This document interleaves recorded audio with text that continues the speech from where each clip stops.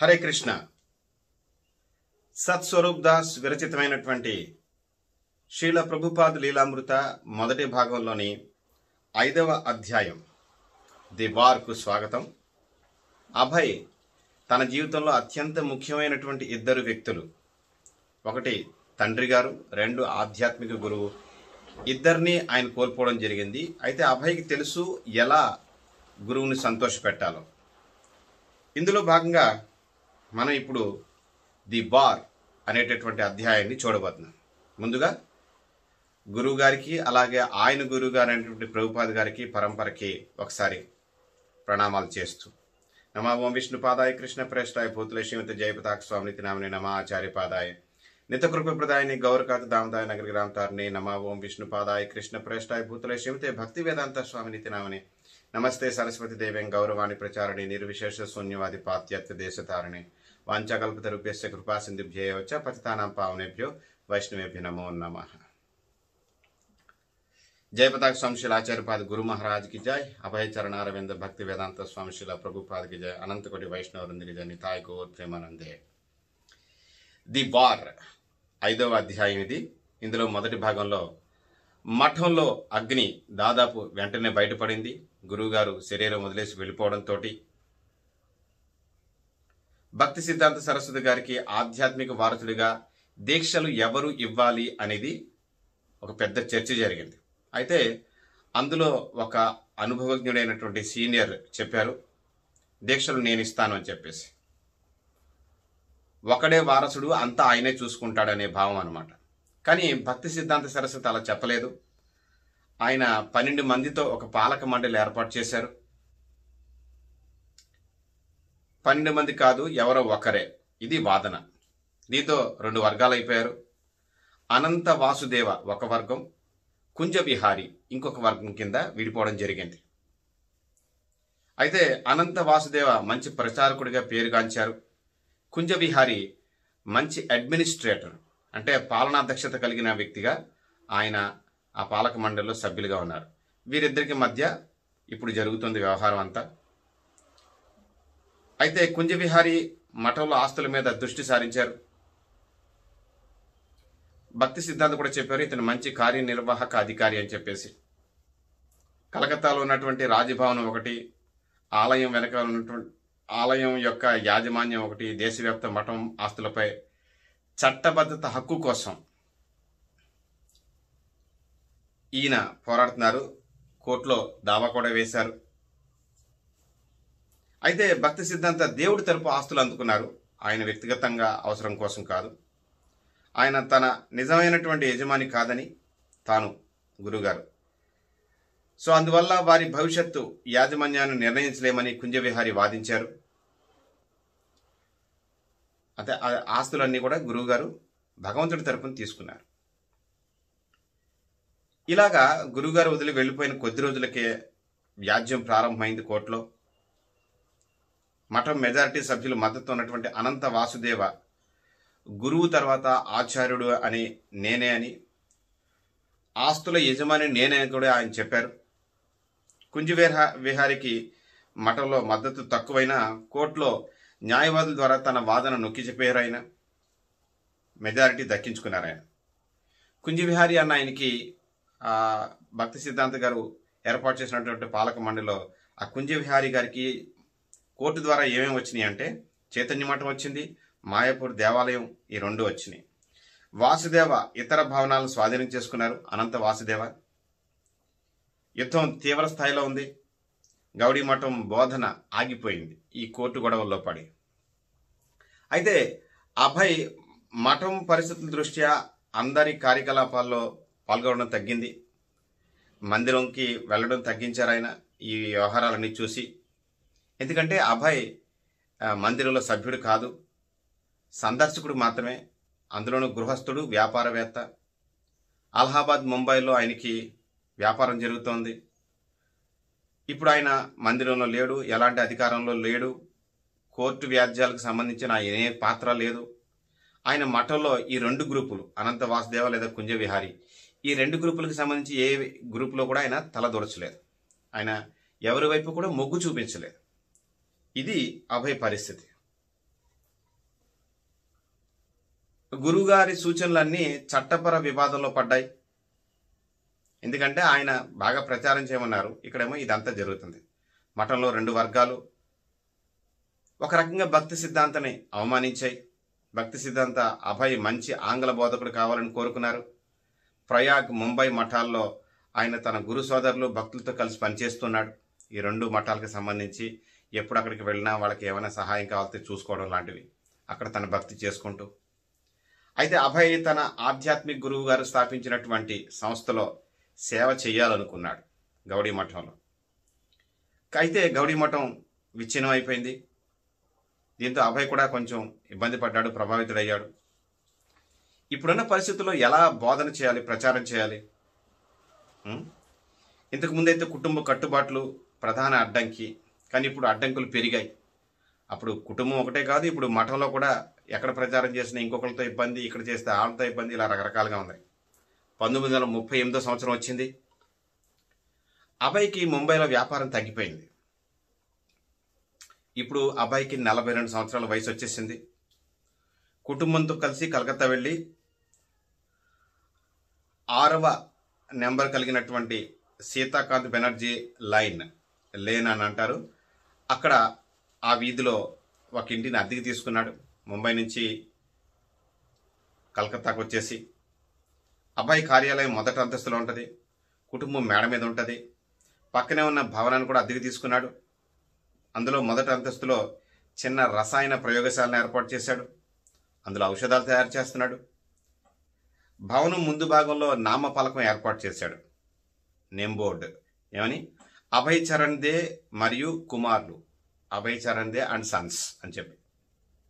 అప్పుడప్పుడు సహాయానికి 2 లేదా 3 పని వాళ్ళని ఏర్పాటు చేసుకుని వాళ్ళ సహాయంతో ఒంటరిగానే ఆయన ఫార్మాస్యూటికల్ కంపెనీ, మందులు తయారు చేసే కంపెనీని నడుపుతున్నాడు. ఇక మందులు బెంగాల్ కంపెనీ, గ్లూకోన్ అటువంటి ఏజెంట్లను ఈ ఏజెంట్లకి తాను తయారు చేసేటటువంటి మందులన్నీ అందజేస్తూ ఉండేవాడు. సో ఇప్పుడు కోల్కతా వ్యాపారం ప్రారంభమైంది, విజయం సాధించింది కూడా. అయితే అభయ్కి హృదయం ఆ మందులు తయారు చేయడం, అందులో వ్యాపారం పెద్ద చేయడం, లక్షలు వేలు గడించాలని వీటి మీద లేదు. ఎందుకు చేస్తున్నాడు మరి వ్యాపారం? కుటుంబాన్ని కాపాడుకోవడానికి. కలకత్తాలో కొత్త పరిచయస్తులు ఏర్పడ్డారు. అయితే వాళ్ళందరూ అతన్ని ఒక వ్యాపారవేత్తలా కాకుండా ఒక మంచి భక్తుడిగా, భగవద్భక్తుడిగానే గుర్తిస్తున్నారు. అయితే అభయ్కి కుటుంబం, వ్యాపారంతో పోలిస్తే రాయడం, బోధించడం, ప్రచారం చేయడం వీటి మధ్య చాలా శ్రద్ధ చూపించేవాడు అతను అభయ్ చరణ్. ఆయనకి తెలిసిన వ్యక్తి చండీ ముఖర్జీ అన్న ఆయన, పక్క వీధుల వ్యక్తి, ఆయన చెప్పారు ఒకసారి, అభయ్కి భక్తి కార్యకలాపాలే ఇష్టం, కుటుంబ పోషణకి మాత్రమే ఆయన వ్యాపారం చేసేవాడు. పైగా వ్యాపార లావాదేవీల మీద, వ్యాపార లాభాల మీద పెద్దగా ఆసక్తి చూపించేవాడు కదని చెప్పి ఆయన్ని అడిగితే ఆయన చెప్పాడు. అతని ఆలోచన విధానం ఇలా ఉండేది అని చెప్పేసి. చరణ్ ముఖర్జీ, ఇంతకు ముందు చెప్పింది చండీ ముఖర్జీ అయితే ఇప్పుడు చరణ్ ముఖర్జీ అన్న ఆయన కూడా ఆయన మాటల్లో చెప్తాడు, అభయ్ ఎవరు ఏ విధమైనటువంటి అశాస్త్రీయమైనటువంటి వాదన చేసినా కూడా ఓపికగా వినేవాడు. ఎందుకంటే అతన్ని ఏది కూడా ఆందోళన పరచదు. ఎప్పుడూ చాలా ప్రశాంతంగా ఉండేవాడు అతను. దేవుడి గురించి నాకు నేర్పించాడు, కృష్ణుడి గురించి మాత్రమే మాట్లాడతాడు, గీతకి అనువాదం చేస్తూ వ్యాపారం కొనసాగించేవాడు. ఈ అభయ్ దగ్గర నేను గమనించినటువంటి విషయాలు ఇవన్నీ అని చెప్పి ఆయన మాటల్లో ఈ చరణ్ ముఖర్జీ అన్న ఆయన కూడా చెప్పడం జరిగింది. సో ఇక ఇంట్లో ముందు గది మంచంపై కూర్చుని గురువుగారు భక్తి సిద్ధాంత రాసినటువంటి గ్రంథాలు చదువుకునేవాడు. కొన్నిసార్లు సంస్కృత శ్లోకాలు బిగ్గరగా పఠించేవాడు. ఎవరితోనైతే తత్వం చర్చించడానికి సిద్ధంగా ఉండేవాడు, ఎవరితోనైనా సరే. కుటుంబం పై అంతస్తులో మేడ మీద ఉండేది. ధోతి కుర్తా ధరించేవాడు, కానీ ఎప్పుడు రచనల్లో ఉండేవాడు. ఇది పరిస్థితి. ఇక ఆయన పిల్లలు పక్కింట్లో గంగూలేన అయినటువంటి ఉండే ఒక వ్యక్తి పిల్లలతో కలిసి ఆడుకునేవారు. అలాగే ఇరుగు పొరుగు వాళ్ళతో కూడా కృష్ణుడు, గీతల గురించి అభయ్ చర్చించేవాడు. అయితే అప్పుడు కృష్ణ భక్తి భావన, భక్తి ఎక్కువ ఉండేది, అందుకని చర్చించడం సులువైంది. ఒకసారి ఆయన దగ్గరికి సీసాలు అమ్మేటటువంటి అబ్దుల్లా అనే ముస్లిం వచ్చాడనమాట. అబ్బాయి అబ్దుల్లాని అడిగాడు, ఏమయ్యా ఏంటి సంగతి అని చెప్పి. అప్పుడు చెప్పాడు అతను, ఒకప్పుడు నేను పేదవాడినండి, కానీ వ్యాపారం చేసి సంపాదించాను. అబ్దుల్లా చెప్తున్నాడు, ముస్లిం అతను. అయితే అభయ్ అడిగాడు, ఆయన ఎంత డబ్బులు ఉన్నాయి నీ దగ్గర, ఆయన ఉంటే ఆ డబ్బులంతా ఏం చేస్తావని. ఆ అబ్దుల్లా అన్న అతను చెప్పాడు, నేను నా అవసరాలకి వాడుకుని డబ్బులంతా, మిగతా డబ్బు అంతా ఏం చేస్తానంటే మసీద్ కట్టిస్తా అన్నాడు. ఆ కోరిక ఉంది నాకు అని చెప్పాడు అతను. సో అభయ్ విన్నాడు, చూడు చిన్న వ్యాపారం చేస్తూ ఇతను సీసాలు అమ్ముతూ మసీద్ కట్టిస్తాడట.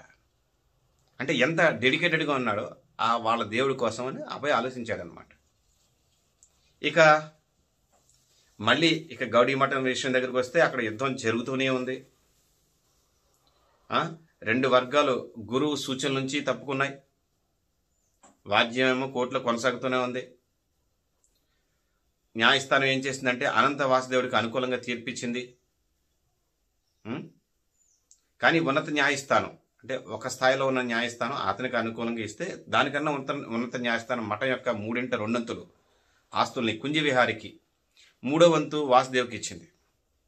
అంటే ఆయన వాసుదేవన్ ఆయన మంచి ప్రచారకుడు. సో కుంజి విహారీ మంచి అడ్మినిస్ట్రేటర్, మంచి పరిపాలన దక్షత కలిగిన వ్యక్తి అనమాట. అయితే అనంత వాసుదేవ్ మంచి ప్రచారకుడు కనుక ఆస్తులు తక్కువైనా కూడా ప్రచారం ద్వారా అనుచరులు ఆయన వైపు ఉన్నారు. కానీ వాసుదేవ అనుకోకుండా తదనంతరం సన్యాస సూత్రాల నుంచి పడిపోయి ఒక మహిళతో వెళ్ళిపోయారు. దాంతో ఆయన వర్గం అంతా, ఆయన ప్రచారకుడు, ఆయన వర్గం అంతా ముక్కలైపోయింది. ఇది జరిగింది. భక్తి సిద్ధాంత ద్వారా సన్యాసం తీసుకున్న వారు దాన్ని కొనసాగించారు చాలామంది. అంటే సహజంగా జరుగుతూ ఉంటాయి. అందరూ జీవితకాలం బ్రహ్మచర్యం లేదంటే సన్యాసం కొనసాగించగలరని చెప్పడానికి లేదు. దైవీహేష గుణమై మమ్మమాయ దొరత్తి అన్నట్టు కృష్ణుడు చెప్పినట్టుగా మాయ ప్రభావం ఉంటుంది. కొంతమంది చాలా స్ట్రాంగ్గా నిలబడతారు, కొంతమంది ఇలాంటి పరిణామాలు జరగచ్చు. చాలామంది 2 వర్గాల అధికార పరిధిని విడిచిపెట్టారు. కొంతమంది కొనసాగిస్తున్నారు గురువుగారి మాట, కొంతమంది వాటిని వదిలేరు. సొంతంగా గౌడీ మఠాలు ఏర్పాటు చేసుకున్నారు. ఇంకా తర్వాత దాన్ని ముక్కలైపోయిందనమాట. అయితే పరంపర కొనసాగుతోంది, పరంపర లేకుండా పోలేదు. ఓకే, సో గౌడీ మఠం దేశవ్యాప్తంగా ఏకీకృతం కాలేదు. ఒకే మాట మీద ఒకే సంస్థలాగా ఉండలేకపోయింది. మహారాజులంతా కూడా వాళ్ళ మఠాలు ఏర్పాటు చేసుకున్నారు ఆ పరంపర తీసుకొని. చైతన్య మహాప్రభు బోధనల్ని భక్తి సిద్ధాంత గారు స్వీకరించి ఆయన శిష్యులు చాలా మంది కొనసాగించారు వాటిని. కానీ ఐక్యంగా కాదు, విడివిడిగా. అయితే ఐక్య శక్తి లేదు. గురుగారు ఉన్నప్పుడు ఉంది, ఇప్పుడు లేదు. అయితే ఐక్యంగా ప్రపంచవ్యాప్త ప్రచార ఉద్యమం భక్తి సిద్ధాంత గారి యొక్క కోరిక కూలిపోయింది. ఇప్పుడు గౌడీ మఠమే రకరకాలుగా అయిందనమాట. అయితే అభయ్ ఏ మఠానికి వెళ్ళినా కూడా తన గురు సోదరుల సాంగత్యం అతనికి దొరికింది. శ్రీధర మహారాజు, ఈయన ముంబైలో ఉండేవారు. అభయ్ని మంచి భక్తుడిగా ఆయన గుర్తించారు. అంటే ఇతను కర్తాలు వాయిస్తారు, మృదంగం వాయిస్తారు, కీర్తన చెప్తారు, వ్యాసాలు రాయగలరు, ప్రవచనం ఇవ్వగలరు, మల్టీ టాలెంటెడ్ అభయ్. అందుకని శ్రీధర మహారాజు బాగా గుర్తించారు, ఇతను బాగా చేస్తున్నాడని చెప్పేసి. శ్రీధర మహారాజ్ ప్రస్తుతం మాయపూర్లో సొంత ఆశ్రమంలో ఉన్నారు. ఆయన ఆశ్రమ గొడవల నుంచి బయటకు వచ్చి ప్రచారం చేయాలి, గ్రంథాలు ముద్రించాలనేటువంటి కోరికతో ఉన్నారు ఆయన. అలాగే కలకత్తాలో కూడా ఆశ్రమం నడపాలనుకున్నారు. ఆయన ఆలోచన అలా ఉంది. ఇక్కడ అభయ్ మందుల కర్మాగారంలో 2వ అంతస్తులో 20 రూపాయలు అద్దెకి 4 గదులు తీసుకున్నాడు. శ్రీధర మహారాజు గారు ఆ 4 గదుల్లో ఉండడం జరిగింది. శ్రీధర్ గారు అలాగే పూరి భక్తి సారంగ మహారాజులు కలకత్తా వస్తే ఈ 2 అంతస్తుల భవనంలోనే ఉండేవారు అనమాట. అంటే సాధువులకి ఆయన తనకున్న 2వ భవంతిలో ఏర్పాట్లు చేసేవారు. ఆ అంతస్తు సన్యాసులు బ్రహ్మచారులు నివాసం అయిందది. బయట నామపలక ఉంచారు, దేవానంద సరస్వతి మఠం. అంటే అభయ్ తీసుకున్నటువంటి 2 ఇళ్లలో ఒక ఇంటిని, ఒక అంతస్తుని మఠం కింద మార్చేశారు. ఈ శ్రీధర మహారాజు గారు సన్యాసిగా ప్రచారం చేయడం అభయ్కి నచ్చింది. ఆయన ఆశ్రమ గొడవల వల్ల ప్రచారం ఆపలేరు. ఎందుకంటే జనరల్గా ఇలాంటి సందర్భాల్లో ఏదైనా గొడవలు జరిగినాయి అనుకోండి, ఎక్కడైనా సరే కొన్ని కార్యక్రమాలు ఆగిపోతాయి. కానీ ఈయన ఏంటంటే అవన్నీ పట్టించుకోకుండా ప్రచారం బాగా చేస్తున్నారు. సన్యాసులు వారి వంట వాళ్ళే ప్రత్యేకంగా వండుకుంటారు. వారి పూజలు, ఉదయ సాయంత్రం అయినటువంటి ఉపన్యాసాలు ఇవన్నీ వాళ్ళే చేసుకుంటూ ఉంటారు. అయితే అభయ్ కుటుంబంతో ఉన్నాడు. శ్రీధర్ మహారాజు గారు ఆయనతోటి భాగవతం చర్చించేవాడు. అలాగే సాధువులతో కలిసి అభయ్ మృదంగం వాయించేవాడు. అంటే ఓ పక్కన మందుల కర్మాగారంలో వ్యాపార కార్యక్రమాలు జరుగుతూ ఉన్నాయి, మరో పక్కన మఠం వాళ్ళు చక్కగా వచ్చి ఇంటి పక్కన ఉన్నటువంటి ఇంకొక ఇంట్లో ఒక ఫ్లోర్ మొత్తం, ఒక అంతస్తు మొత్తం వాళ్ళు ఈ కార్యక్రమాలు చేస్తున్నారు. వాళ్ళతో భాగం అయ్యాడు అభయ్. అయితే శ్రీధర మహారాజు అనారోగ్యానికి గురైతే భాగవత ఉపన్యాసాలు అభయ్ ఇచ్చేవాడు. అలాగే కీర్తనలు కూడా చేసేవాడు. శ్రీధర మహారాజు గారు ఆయన మాటల్లో చెప్తున్నారు అభయ్ గురించి. అభయ్ చాలా కష్టపడి డబ్బులు సంపాదించినట్లు మేము ఎప్పుడు చూడలేదు. అలాగే అని అతను ధనవంతుడు కూడా కాదు. నాతో ఎప్పుడు వ్యాపారం గురించి కూడా చర్చించలేదు. వ్యాపారం ఎక్కువ తక్కువ ఎలా ఉన్నా ఏదో ఒకటి చేయడానికి ప్రయత్నించేవాడు. మఠానికి ఏదైనా ఇవ్వడానికి అతనికి తగినంత నిధులు లేవు. అది అతని ఆర్థిక పరిస్థితి అన్నమాట. శ్రీధర మహారాజు గారే స్వయంగా ఆయన ఇంట్లో ఉన్నప్పుడు, అభయ్ ఇంట్లో ఉన్నప్పుడు జరిగినటువంటి సంఘటన గురించి ప్రస్తావించారు. సత్స్వరూప్ చెప్తున్నారు, అభయ్ వైష్ణవ సాహిత్యం రాయడం మొదలుపెట్టాడు. దాని గురించి తీవ్రంగా ఆలోచించాడు, ప్రారంభించాడు. అతని వ్యాస రచన గురించి గురువుగారు భక్తి సిద్ధాంత సంతోషించి అతను ఏమీ ప్రచురించినా మన మఠం పుస్తకాల్లో ముద్రించండి అని చెప్పారు గురువుగారు అప్పుడు. సో ఆయన రాయడం మొదలుపెట్టాడు. వ్యాపారం విస్తరించి లాభాలు వస్తే ఆంగ్ల పుస్తక ముద్రణ చెయ్యొచ్చు. అంటే మరి చెయ్యాలంటే పేపర్ కావాలి, ప్రింటింగ్ ప్రెస్ కావాలి, ప్రూఫింగ్ కావాలి, ఇలా చాలా ఉన్నాయి కదా. ఇవన్నీ జరగాలంటే డబ్బులు కావాలి. కుంజవిహారి తన చట్టపరమైనటువంటి ఖర్చులు తగ్గించడానికి భక్తి సిద్ధాంత ముద్రణాశాలను విక్రయించాడు. ఓకే, ఆ ఇద్దరు గొడవ పడ్డారు కదా మఠంలో, నేనే అని చెప్పి. ఈ మఠం పాలనా వ్యవహారాలు చూసుకున్నటువంటి కుంజవిహారి ఆయన కోర్టు, లాయర్ ఫీజులు ఈ వీటి కోసం ముద్రణాలయాన్ని అమ్మేశాడు ఆయన. అభయ్ ఇదంతా సొంతంగా చేయాలి, గురువు అదే చెప్పారు. అయితే నువ్వు మఠంలో జాయిన్ అయిపోకూడదని చాలామంది భక్తులు ఆయన అడిగినప్పుడు గురుగారు చెప్పారు, వద్దు అతను బయటే ఉండనివ్వండి అన్నారన్నమాట. అతను గౌడీ మఠంలో భాగస్వామ్యం అవడం గురువుగారికి ఇష్టం లేదు. బయట ఉండనివ్వండి, అతను గృహస్థుడు కదా, అతను అలాగే ఉండనివ్వండి అన్నాడు. ఇవన్నీ అభయ్ సొంతంగా చేయాలనేది గురువుగారి అభిప్రాయం, వీళ్ళతో కలిసి కాకుండా. అతన్ని బయటే ఉండనివ్వండి అని చెప్పారు ఆయన. 1939 సంవత్సరం వచ్చింది. అభయ్ గీతోపనిషత్ పరిచయం ఇది రాశారు. ఈ చిన్న మొక్క అయినా కూడా భగవద్గీత ఆంగ్లంలోకి మార్చాలనే దానికి సూచన అన్నమాట. వాస్తవానికి ఆంగ్లంలో అప్పటికి చాలా వ్యాఖ్యానాలు ఉన్నాయి, కానీ అవి గీత యొక్క అసలు ఆత్మని, కృష్ణుడు అర్జునుడి యొక్క సంభాషణ ఉద్దేశాన్ని ఉన్నది ఉన్నట్టుగా అవి ఇవ్వలేదు. అందుకని ముందేదో గీతోపనిషత్ పరిచయం అని చెప్పి కొంచెం రాశారు. అంటే భగవద్గీత యథాతథం రాయడానికి ముందు మాటగా దాన్ని భావించవచ్చు. ముందుగా ఒక ట్రయల్ రన్ లాగా ఆయన దాన్ని చేశారు. అలాగే అభయ్కి భగవద్గీతకి వ్యాఖ్యానం ప్రారంభం చేయాలనుకున్నారు, చేశారు. ఆంగ్లంలో సమయం కుదిరినప్పుడల్లా చేసేసేవారు. చిన్నప్పుడు పాఠశాల విద్యార్థిగా విన్న ఉపన్యాసం విద్యారత్న జ్యువెల్ ఆఫ్ ఎడ్యుకేషన్, దాన్ని పరిచయంలో రాశారు. ఉపన్యాసం ప్రకారం దేవుడు లేడు, దేవుడు ఉంటే అన్ని మత విరోధాలు అంతం చేయడానికి ఖచ్చితంగా భూమి మీద కనిపిస్తాడు, కానీ దేవుడు నిర్బంధించలేదు కాబట్టి మనిషి ఈ విధంగా అనుకుంటున్నాడు. ఇది ఆ విద్యారత్న జ్యువెల్ ఆఫ్ ఎడ్యుకేషన్లో ఉన్నటువంటి విషయాలన్నమాట. సో భగవంతుని ఉనికిని గురించి అన్ని ఆలోచనలు మన మనస్సు నుంచి బహిష్కరించాలి. కృష్ణుడు లేడనే వారి వాదన అభయ్ అతనికి ఏమాత్రం సంతృప్తి కలిగించలేదు. ఎందుకంటే ఒక్కొక్కరు ఒక్కొక్క అభిప్రాయం వ్యక్తం చేస్తారు. వాళ్ళు ఆ సందర్భంలో వాళ్ళు భగవంతుడు లేడు అని చెప్పారన్నమాట. ఇది అభయ్కి నచ్చలేదు. ఎందుకంటే చిన్నప్పటి నుంచి వాళ్ళ నాన్నగారు ఇచ్చినటువంటి శిక్షణ కానీ లేదంటే గురువు గారు చెప్పినటువంటి విషయాలు బట్టి భగవంతుడు ఉన్నాడు, పక్కాగా రూపంతో ఉన్నాడు, లేడని ఎలా అంటారు? అందుకని అది అభయ్కి నచ్చదు.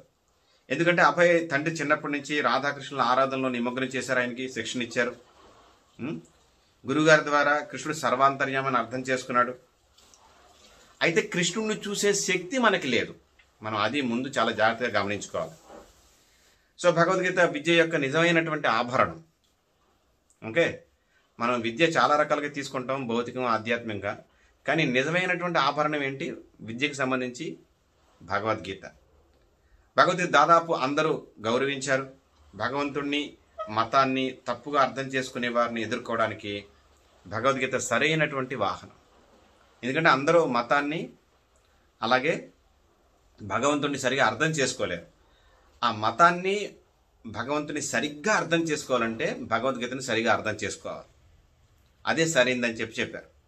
ఇప్పటికే 600కు పైగా భగవద్గీత వ్యాఖ్యానాలు ఉన్నాయి. అవి భగవంతుని యొక్క సంపూర్ణత పట్ల అంతర్ద్వేషం ఉన్న వ్యక్తులచే వ్రాయబడ్డాయని, అందువల్ల అవి అసంపూర్ణంగా ఉన్నాయి, సంపూర్ణంగా లేవు. అందుకని భగవంతుడు, మతానికి సంబంధించి, భగవంతుడికి సంబంధించినటువంటి పక్కా విషయాలన్నీ కూడా అభయ్ తన భగవద్గీత ఆంగ్ల భాష అనువాదంలో రాయాలని గట్టిగా నిర్ణయించుకుని ప్రారంభించారు. కృష్ణుడి మీద అసూయతోటి గీతకు వ్యాఖ్యానం చేసే వ్యక్తులు ఎవరైతే ఉంటారో వాళ్ళు గీత యొక్క నిజమైనటువంటి భావం, నిజమైన భావం అనే తేనె కూజాలోకి ప్రవేశించే అవకాశం లేదు. ఆ పైన సీసా నాకితే తేనె రుచి ఏం తెలుస్తుంది? దాని మూత తీసుకుని లోపలికి వెళ్ళాలి. భక్తుడికి మాత్రమే భగవద్గీతలో ఉన్నటువంటి నిజమైనటువంటి అర్థం తెలుస్తుంది. దానిలో ఉన్నటువంటి తృప్తి ఎలా ఉంటుందో తెలుస్తుంది, ఆనందం ఎలా ఉంటుందో తెలుస్తుంది, వాస్తవం ఎలా ఉంటుందో తెలుస్తుంది. ఇది. సో అభయ్ భారతీయ సంస్కృతిని దాదాపు అగమ్య సముద్రంగా అభివర్ణించాడు. దాని ఆలోచన యొక్క లోతు, తీర్మానాల మిశ్రమాల కారణం అది. ఓకే, సో దాని ఆలోచన యొక్క లోతు, తీర్మానాల మిశ్రమాల కారణంగా లభ్యమైనటువంటి గ్రంథాల ద్వారా నేను ప్రకటిస్తున్నాను, కృష్ణుడు దేవాది దేవుడు అని రాశాడు ఆయన. ఎందుకంటే రకరకాలుగా అనుకుంటూ ఉంటారు, బట్ కృష్ణుడు దేవాది దేవుడు అని చెప్పి అభయ్ అందులో రాశారు. సన్యాసులకు అభయ్ ఉద్దేశం నచ్చింది. ప్రతిభ ఉన్న వైష్ణవులకి గౌరవ నామం ఇవ్వాలనుకున్నారు. అందులో భాగంగా అది ఆచారం కూడా. ప్రతిభ ఉన్న వాళ్ళకి ఏదో ఒక గౌరవార్థం వాళ్ళకి ఏదో బిరుదులు ఇస్తూ ఉంటారు. ఏంటా బిరుదు? భక్తి సారంగ స్వామి అనే ఒక మహారాజు గారు ఉన్నారు. అప్పుడు భక్తి సిద్ధాంత శిష్యుల్లో ఒక ఆయన అభయ్కి భక్తి వేదాంత అనే బిరుదు ఇచ్చారు. భక్తి అంటే ఓకే భగవంతుడికి సంబంధించినటువంటిది, వేదాంత అంటే జ్ఞానం యొక్క ముగింపు. భక్తి వేదాంత అభయ చరణ్ ఇప్పుడు ఆయన పేరు. ఆయన రాసేటటువంటి ఈ వ్యాసాలు ఏవైతే చూశారో ఈ భక్తి సారంగ గోస్వామి మహారాజ్ గారు ఇతను చాలా చక్కగా రాస్తున్నాడు. ఇతనికి ఏదైనా మంచి బిరుదు ఇవ్వాలని భక్తి చరణ అభయ చరణారవింద భక్తి వేదాంత అభయ చరణ అనే పేరు వచ్చేలా చేశారు. భక్తి వేదాంత అభయ చరణ్ ఇక్కడి నుంచి అతని పేరు. ఓకే, సో అభయ్ చాలా సంతోషపడ్డాడు, కృతజ్ఞత చెప్పాడు నాకు మీరు బిరుదిచ్చినందుకు అని చెప్పి. ఎందుకంటే చైతన్య మహాప్రభు పరంపరలో చాలా విషయాలు ఇవ్వబడిన నామంలో ఉన్నాయి. భక్తి వేదాంత అభయ చరణారవింద ఈ బిరుదుతో కూడుకున్న పేరు. తన ఆధ్యాత్మిక మార్గానికి మరింత నిబద్ధతగా ఈ బిరుదుని అంగీకరించాడు ఆయన. ఓకే, నన్ను గుర్తించారు, నేను రాసే విధానం వీళ్ళకి నచ్చిందని చెప్పి అనుకుని ఆయన చాలా సంతోషపడ్డాడు. దాన్ని అంగీకరించాడు ఆ బిరుదుని. భక్తి వేదాంత అభయ చరణారవింద ఇక నుంచి ఆయన పేరు. సో అభయ్ క్రమం తప్పకుండా శ్రీధర్ మహారాజ్ గారిని కలుసుకునేవాడు, ఆయనతో సహవాసం చేసేవాడు, ఆయనతో భాగవతం గురించి చర్చించేవాడు, ఆయన చెప్పే క్లాసులు వినేవాడు. శ్రీధర్ మహారాజ్ గారు చెప్పేవారు అభయ్ విస్తృతంగా ప్రచారం చెయ్యి, ఆయన్ని ప్రోత్సహించాడు అభయ్ని. శ్రీధర్ మహారాజుని గాంధీ, నెహ్రూల వద్దకు తీసుకువెళ్ళి ఎందుకు వారు భగవద్గీతలోని నియమాలను పాటించడం లేదని ప్రశ్నించమని అడిగే ప్రయత్నం చేశాడు. ఓకే, అబ్బాయి ఏం చేశాడంటే శ్రీధర్ మహారాజ్ గారిని గాంధీ, నెహ్రూల వద్దకు తీసుకువెళ్ళి ఎందుకు వాళ్ళు భగవద్గీతలో నియమాలు ఖచ్చితంగా పాటించట్లేదని ప్రశ్నించమని అడిగే ప్రయత్నం చేశాడు. మీరు రండి వెళ్దాం, అసలు వాళ్ళు ఎందుకు ఫాలో చేయట్లేదు కనుక్కుందాం అలా ఇలా అని చెప్పేసి. శ్రీధర్ మహారాజు గారు సంకలనం చేసినటువంటి ప్రపన్న జీవనామృత 6 అధ్యాయాలతోటి 6 విధాల శరణాగతుల గురించి. ఇది రూపగోస్వామి రచన. అందులో సారాంశంతో నిండినటువంటి పుస్తకాన్ని ముద్రణకు అభయ్ ఆర్థిక సహాయం చేశాడు. సరేనండి, మీరు ఈ పుస్తకం బాగా రాశారు కదా శ్రీధర్ మహారాజు గారు, నేను మీకు డబ్బులు ఇస్తాను, ఈ పుస్తకం ముద్రించండి అని చెప్పి ఇచ్చాడంట. అలా అభయ్ ఆయనతోటి చాలా సన్నిహితంగా ఉన్నాడు అనమాట. ఇక సెప్టెంబర్ 3, 1939 రెండో ప్రపంచ యుద్ధం వచ్చేసింది. భారత వైస్రాయ్ లార్డ్ లిన్లీతో భారతదేశం జర్మనీతో యుద్ధం చేస్తుందని ప్రకటించాడు ఆయన. ఓకే, అప్పుడు మనం బ్రిటిష్ వాళ్ళ పరిపాలనలో ఉన్నాం, అందుకని వాళ్ళు మనల్ని కనుక్కోకుండానే అడగకుండానే ప్రకటన ఇచ్చేశాడు. ఏమని? జర్మనీతో యుద్ధం చేస్తుంది భారతదేశం అని చెప్పేసి. ఇంగ్లాండ్ జర్మనీకి ఎగనెస్ట్ ఉన్నాయి ఇప్పుడు. సో ఇంగ్లాండ్ భారతీయులను సంప్రదించకుండా యుద్ధంలోకి దింపేసింది. మరోవైపు భారతదేశం స్వాతంత్రం కోరుకుంటుంది. మనకు సంబంధం లేని యుద్ధంలో మనం ఎందుకు దిగాలి? కానీ మనల్ని పరిపాలిస్తున్న వాళ్ళు అలా మనల్ని బలవంతంగా లాక్కెళ్ళారు అందులోకి. ఇక సాయుధ దళాల్లో భారత్కి 1,75,000 మంది ఉన్నారు సైనికులు. బ్రిటిష్ వారు భారత సైన్యాన్ని 20 లక్షలకు పెంచాలనుకుంటున్నారు. ఎక్కడ 1,75,000, ఎక్కడ 20 లక్షలు? చూడండి, మరి ఎలా వస్తారు? మనకు సంబంధం లేని యుద్ధం మనం ఎందుకు చేయాలి? మన స్వాతంత్రం మనకు కావాలని గొడవ పడుతున్నప్పుడు ఏం చేయాలి? దేశవ్యాప్తంగా ముఖ్యంగా పంజాబ్లో పేదలకు ఆకర్షణీయమైనటువంటి బహుమానాలు ఇస్తామని చెప్పేసి యువతను సైన్యంలోకి రప్పించారు.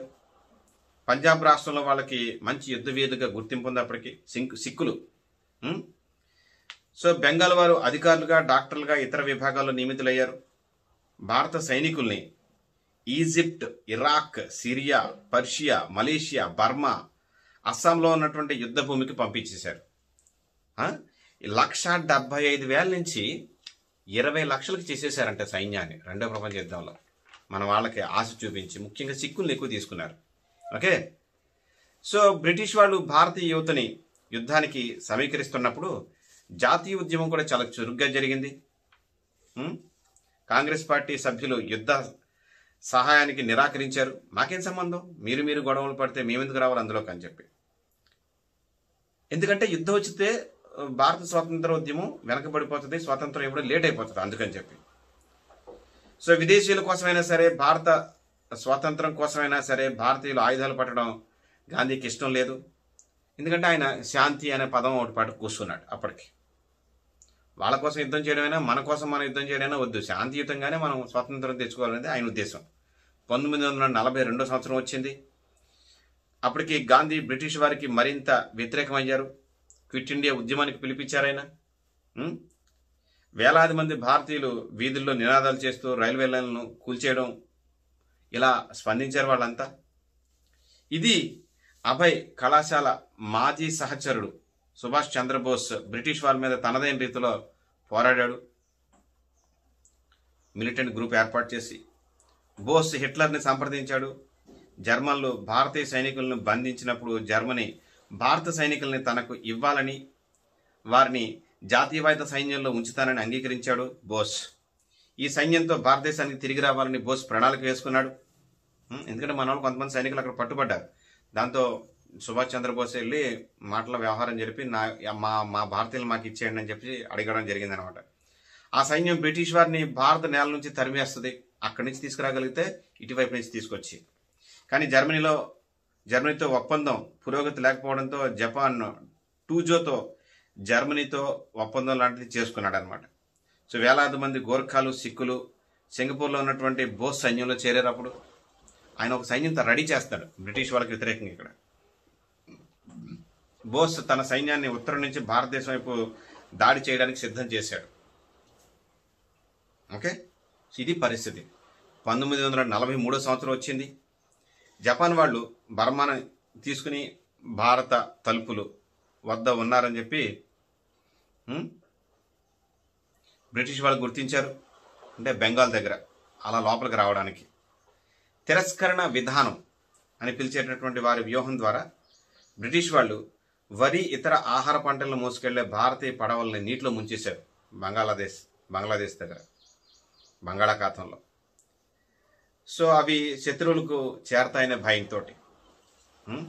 సో బ్రిటిష్ చర్య స్థానిక భారతీయుల్ని ఆకలికి, వాణిజ్యం లేకుండా చేసేసింది. 150 సంవత్సరాల్లో బెంగాల్ని కరువు తాకింది. ఆహారం రాకుండా పడవలన్నీ ముంచేశారనమాట. ఆహార వ్యయాల నియంత్రణని ప్రభుత్వం తొలగించింది బ్రిటిష్ వాళ్ళు. ధరలు ఒక్కసారిగా ఆకాశాన్ని అంటేశాయి. అధిక ధరలకి ఆహారం కొనేవారు లేరు. కలకత్తా వీధుల్లో చాలామంది మరణించారంట ఆకలి బాధతోటి. ప్రభుపాద్ గారు ఓ సందర్భంలో దీని గురించి మాట్లాడారు. ఆయన ఏమన్నారంటే, నాకు బాగా అనుభవం ఉంది. ప్రభుత్వం కరువుని కావాలని సృష్టించింది.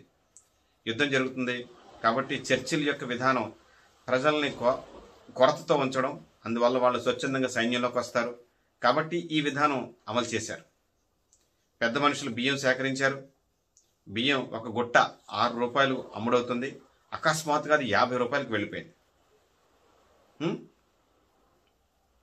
సో నేను బియ్యం కొనుగోలు చేద్దామని దుకాణానికి వెళ్ళాను.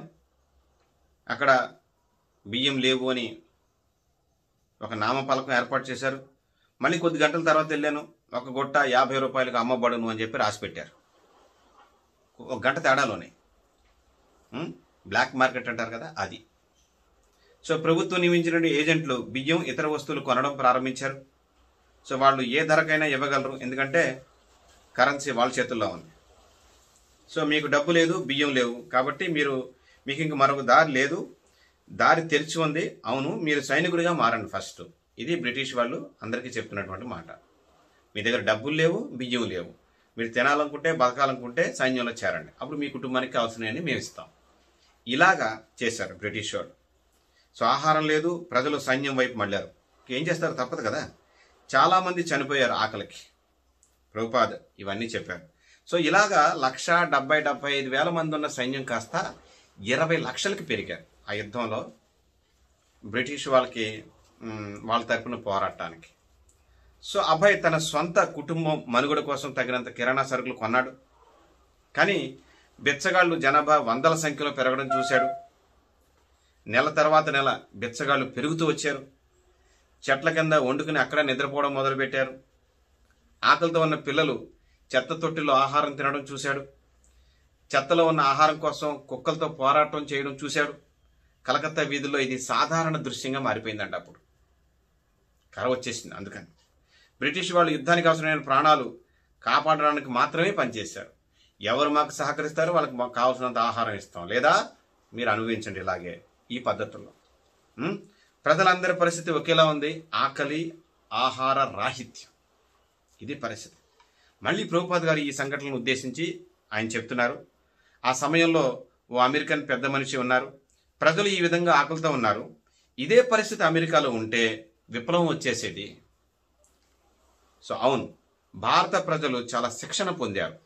కృత్రిమ కరువు ఉన్నా వారు దొంగతనం చేయలేదు, ఇతరుల ఆస్తి దొంగిలించలేదు.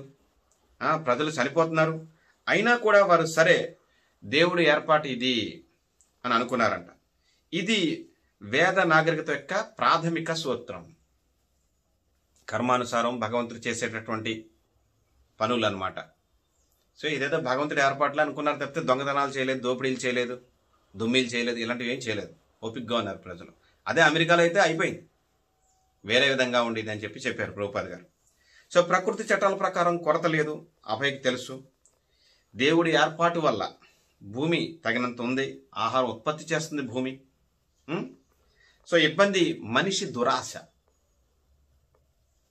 భక్తి సిద్ధాంత సరస్వతి చెప్పారు, ప్రపంచంలో దేనికి కొరత లేదు, కృష్ణ చైతన్యానికి తప్ప, కృష్ణ భక్తికి తప్ప.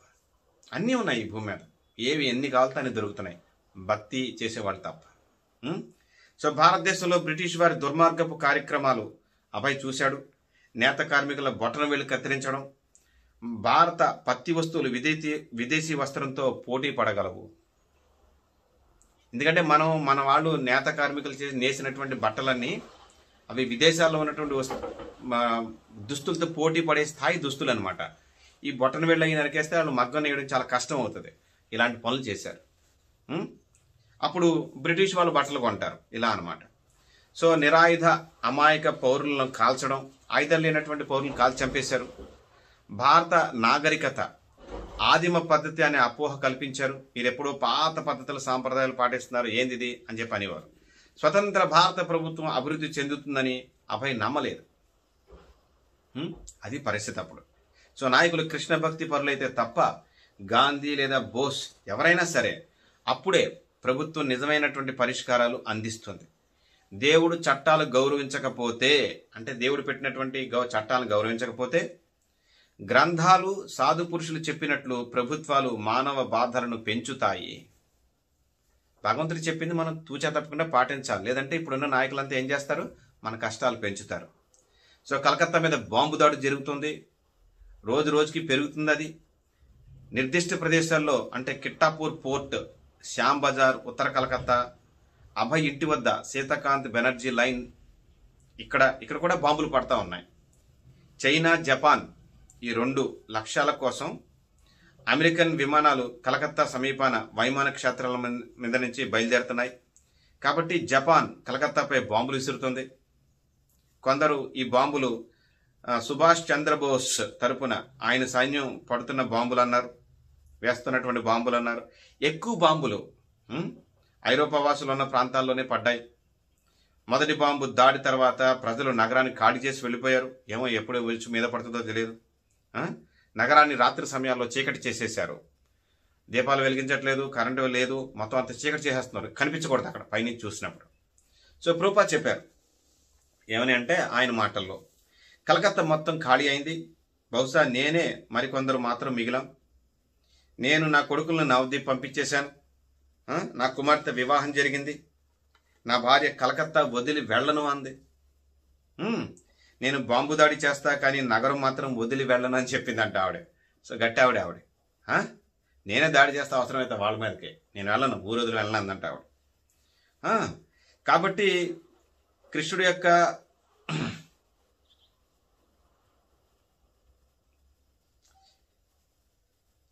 కలకత్తాలోనే ఉండాల్సి వచ్చింది. భార్య ఆ మాట అనేసరికి ఆయన పంపించేద్దాం అనుకున్నా. రాత్రంతా బాంబు దాడులే జరిగాయి. ఆకలి తీర్చుకుని గదిలోకి వెళ్ళి విశ్రమించాను. బాంబు దాడి ప్రారంభమైంది. చీ క్యూ అనే సౌండ్లు వినిపిస్తున్నాయి అన్నమాట ఆ బాంబులు పడ్డప్పుడు. సో నేను అనుకున్నాను, కృష్ణుడికి ఇది మరో రూపం, బాంబు దాడి. ఓకే, భగవంతుడికి మరొక రూపం, కానీ ఈ రూపం అంత ప్రేమించదగ్గది కాదు అన్నాడు అబ్బాయి. ఈ రూపం అంత ప్రేమించదగ్గది కాదు. ఇలాగా ది వార్ అటు గౌడీ మఠంలోనూ జరిగింది, ప్రపంచ యుద్ధం కూడా జరుగుతుంది. అభయ్ ఉన్నప్పుడు ఈ 2 సంఘటనలకు సంబంధించి ఈ అధ్యాయానికి ఆ పేరు పెట్టారు సత్స్వరూప్ దాస్ గోస్వామి. ఈ కలకత్తా మీద బాంబు దాడుల తర్వాత పరిస్థితులు ఎలా ఉన్నాయి, అభయ్ దాని గురించి ఏం చెప్పారు, అలాగే సత్స్వరూప్ దాస్ గోస్వామి ఏం చెప్పబోతున్నారో 2వ భాగంలో తెలుసుకునే ప్రయత్నం చేద్దాం. అభయ్ చరణారవింద భక్తి వేదాంత స్వామి శిలా ప్రభుపాదికి జై, అనంతకోటి వైష్ణవరందకి జై, సత్స్వరూప్ దాస్ గోస్వామి महाराज की जय, निताय गौर प्रेमानंदे, हरि हरि बोल, हरे कृष्ण।